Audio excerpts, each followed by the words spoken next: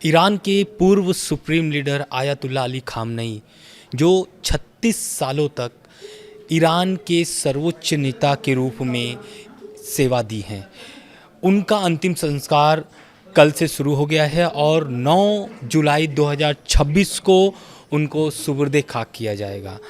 लेकिन सबसे बड़ा सवाल ये है कि आयतुल्ला अली खामनेई जो थे सुप्रीम लीडर, उनकी अंतिम इच्छा क्या थी, उनकी आखिरी इच्छा क्या थी, जो अब ईरान उसे पूरा करने जा रहा है।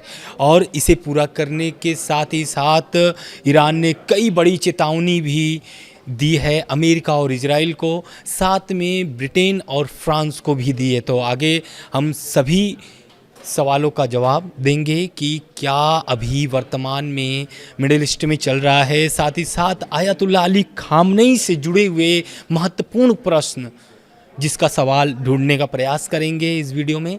नमस्कार, आप देख रहे हैं दुनिया दरबार। तो आयतुल्ला अली खामनेई का जो आखिरी इच्छा था वो यही था कि वो इमाम रजा की दरगाह के पास उन्हें दफनाया जाए। तो उनकी जो आखिरी इच्छा थी उसे अब ईरानी मीडिया की रिपोर्ट्स के मुताबिक supreme leader ayatollah Ali Khamenei की आखिरी इच्छा को ईरान पूरा करने जा रहा है और अब वो इमाम रजा की दरगाह पे उन्हें दफनाया जाएगा 9 जुलाई 2026 को। इस बीच खबर ये भी सामने आ रही है कि ये जो दरगाह है, ये दरगाह कहाँ है, सबसे महत्वपूर्ण बात, क्योंकि ये जो दरगाह है ये पैतृक शहर, यानी जो खामनेई साहब के पैतृक शहर है वो दरगाह वहीं पर है। तो 9 जुलाई को उनको सुपुर्द खाक किया जाएगा। इसके साथ ही साथ एक महत्वपूर्ण 3 प्रश्न हैं। पहला प्रश्न ये है कि अंतिम संस्कार में इतनी देरी क्यों हुई खामनेई साहब के। दूसरा कि अंतिम संस्कार जिस तरीके से ईरान कर रहा है 3 से 9 जुलाई, यानी कि लगभग 7 से 6 दिन की हो रही है।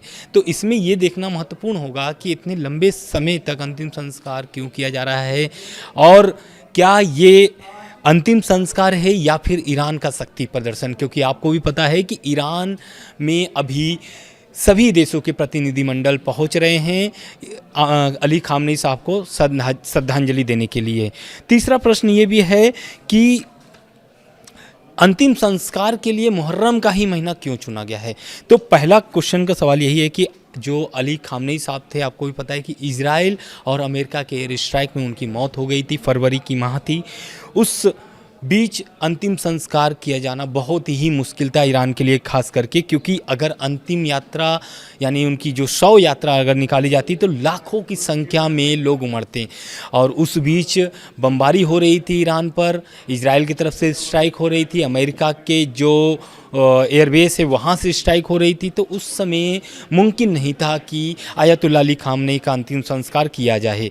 लेकिन अब क्यों किया जा रहा है, क्योंकि आपको भी पता है कि ईरान और अमेरिका के बीच एक समझौता हुआ है, उसके बाद सीज़ फायर हुआ है। अभी जो डील है वो डील को लेकर के मैं आगे बताऊंगा कि क्या उसमें अपडेट्स आए हैं सामने। दूसरा कि खामनेई साहब का जो अंतिम संस्कार है या फिर ईरान का शक्ति प्रदर्शन, तो लगभग देखिए 100 देशों के तो जो प्रतिनिधिमंडल हैं वो पहुंचे हुए हैं, उनको श्रद्धांजलि दे रहे हैं।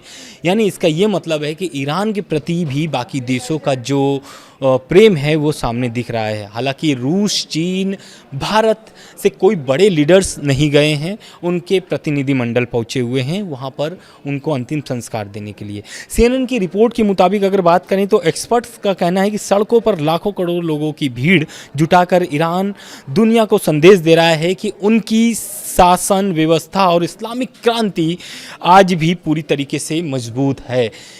इसलिए क्योंकि देखिए ये जो युद्ध शुरू हुआ है इसके पहले यही इजराइल और अमेरिका का दावा था कि वहाँ के जो शासन है उसे सत्ता परिवर्तन जिसे कहते हैं सत्ता परिवर्तन करना चाहता था, लेकिन अब तक कोई सत्ता परिवर्तन नहीं हुआ है। आयतुल्ला अली खामनेई के मौत के बाद अब जो नए सुप्रीम लीडर हैं उनके बेटे मुस्तफा खामनेई हैं।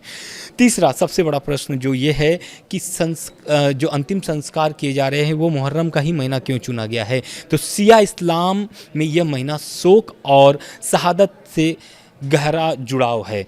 यही कारण है कि जो आयतुल्ला अली खामनेई हैं उनका अंतिम संस्कार इस महीने चुना गया है। साथ ही साथ मैं आपको 24 घंटे का अपडेट देने जा रहा हूं कि जो पिछले 24 घंटे में क्या क्या चीज़ें बदली हैं मिडिल ईस्ट में, और ख़ास करके ईरान में जो अंतिम संस्कार समारोह चल रहा है।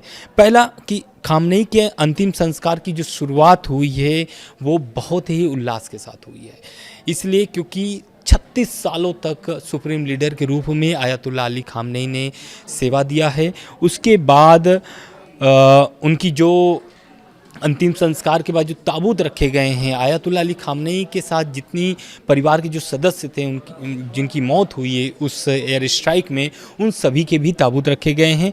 जो अभी चर्चा का विषय है वो यही है कि जो उनकी बेटी आयतुल्ला अली खामनेई के जो बेटी थी, उनकी जो छोटी बेटी थी, यानी कि आयतुल्ला अली खामनेई साहब की पोती या फिर हम नतनी बोल लें, उनकी भी ताबूत रखी गई है। तो वो इस समय सबसे चर्चा का विषय ये है, क्योंकि सबसे छोटी यानी कि मासूम बच्ची है। यही कारण है कि ईरान के जितने भी बड़े लीडर्स हैं, आयतुल्ला अली खामनेई को जब श्रद्धांजलि देने जा रहे थे तो उस ताबूत को देख करके भावुक हो गए, चाहे फिर वो अब्बास आरागची हो या फिर मसूद पेजेश्कियान हो। इन सभी बड़े लीडर्स जो है वहाँ पर जब श्रद्धांजलि देने गए तो वहाँ भावुक हो गए, रो पड़े, एक तरीके से हम ये भी कह लें तो।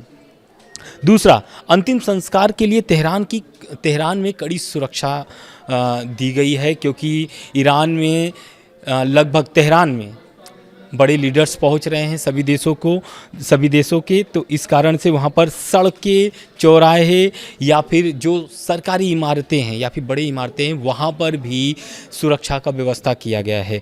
आम लोगों के लिए क्या खास इंतजाम किया गया है ईरानी सरकार की तरफ से, तो तेहरान में मेट्रो सरकारी बसें मुफ्त रखी गई है, यानी कि सभी जो है कि यात्राएं मुफ्त हैं।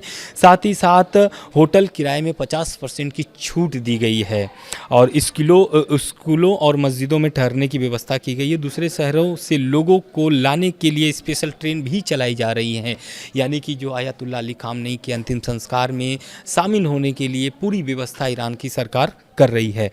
चौथा, कि खामनेई की अंतिम यात्रा 5 शहरों से गुजरेगी, और ये कौन कौन से शहर हैं? सबसे महत्वपूर्ण ये 5 शहर हैं जहाँ से अली खामनेई साहब का अंतिम संस्कार यानी कि अंतिम यात्रा वहाँ से निकलेगी। तो पहला तो ये है तेहरान, दूसरा कोम से इराक के करबला तक, और उसके बाद नजफ़र से होकर गुजरेगी, और आखिरी जो यात्रा उनकी जो पहुँचेगी वो है मशहद, यानी कि मशहद उनकी वही पैतृक शहर है खामनेई साहब का, जहाँ पर वो सुपुर्द खाक किए जाएंगे।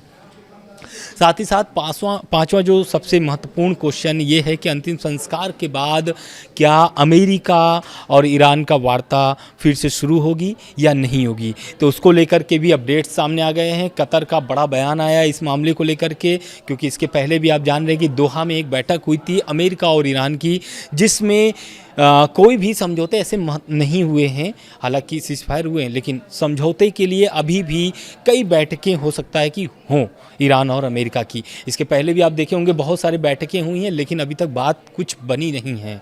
तो ईरान और अमेरिका की वार्ता शुरू हो सकती है 9 जुलाई के बाद। अभी डेट फिक्स नहीं हुआ है, लेकिन कतर ने साफ कर दिया है कि फिर से बैठक शुरू होने वाली है।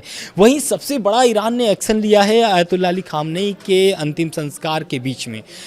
IAEA यानी कि अंतर्राष्ट्रीय परमाणु ऊर्जा एजेंसी को जितने भी उनके निरीक्षक थे, यानी कि जो इंस्पेक्टर थे वहाँ पर जो उनके परमाणु साइट्स के निरीक्षण कर रहे थे, उन पर रोक लगा दिए है ईरान ने। पूरी तरीके से परमाणु ठिकानों पर कोई भी निरीक्षण नहीं किया जाएगा IAEA की तरफ से।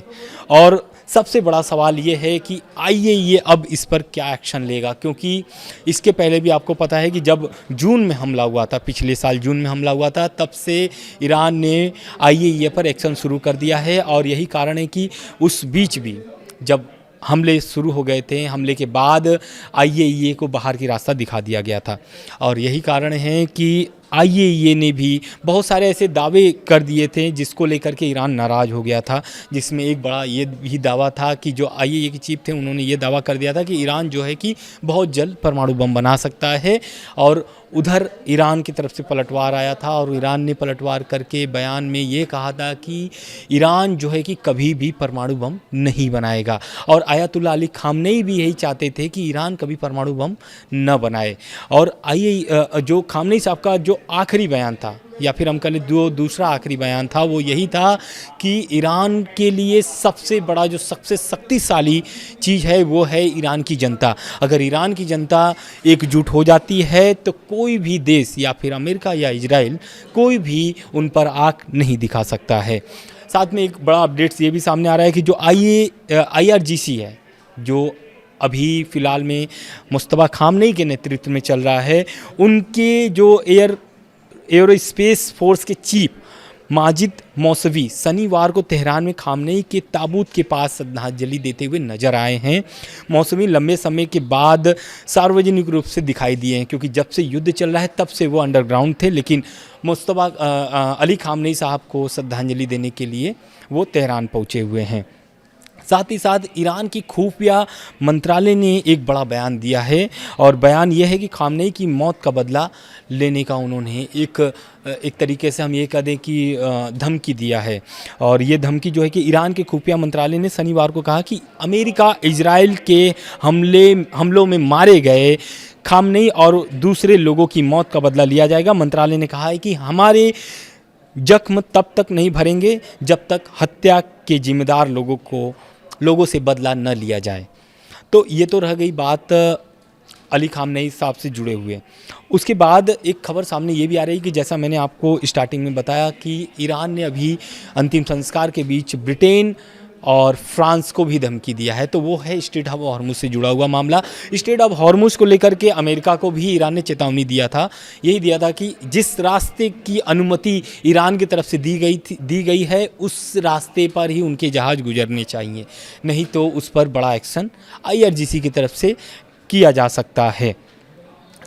उसके बाद एक खबर सामने ये भी आ रही है कि ईरान की जो नेताओं की हत्या हुई है उसकी साजिश को लेकर के इजराइल पर बड़ा आरोप लगाया था ईरान ने। उसको लेकर के इजराइल ने एक तरीके से बड़ा बयान दिया है। उनका बयान मैं आपको कोट करके बता दे रहा हूँ।